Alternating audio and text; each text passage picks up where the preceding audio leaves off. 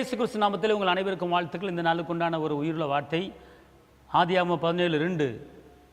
நான் உன்னை மிகவும் திரளாய் பெருக பண்ணுவேன்.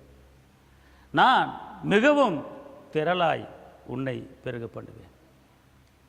பயப்படாது, நான் உங்களை பெருக பண்ணுவேன் என்று வாக்கு பண்ணுகிறார்.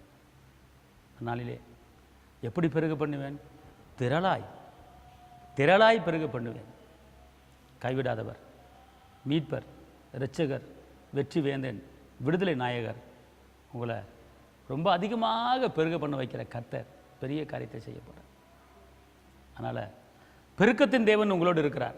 நீங்கள் அசைக்கப்படுவதில்லை, நீங்கள் தேவனால் மறக்கப்படுவதில்லை. என் தேவன் தம்முடைய மகிமையின் ஆயுசத்தின்படி உங்கள் குறைகளை கிறிஸ்து இயேசுக்குள் மகிமையை நிறைவாக்குவார்.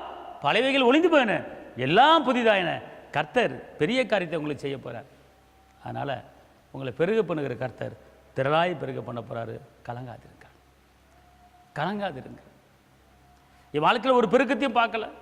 அன்பு பெருகலை, சமாதானம் பெருகலை, இரக்கம் பெருகலை, தயவு பெருகலை, செழிப்பு பெருகலை, ஐஸ்வர்யம் பெருகலை, எல்லாமே கீழே போய் கொண்டிருக்கிறதே ஒரு பெருக்கத்தை நான் பார்க்கல என்று கலங்குறீங்களா? கர்த்தர் சொல்கிறாரு, நீ திரளாய் பெருக பண்ணுவேன். விதைச்சோன்னா அறுவடையை பார்க்க முடியாது.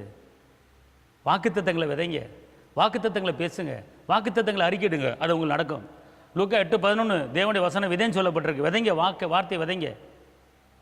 எபிரேயர் 4:12 தேவனுடைய வார்த்தை இருபுறமுள்ள கருக்குள்ள பட்டயம், ஆவி ஆத்துமா சரீர ஊனு யோசனைகள் உருவக்குத்தி பிரிக்கத்தக்கதாக இருக்கிறது. யோவான் 6:64 மாமிசம் ஒன்றுக்கு உதவாது, நான் சொல்லுகிற வசனங்கள் ஆவியாயும் ஜீவனமாய் இருக்கிறது.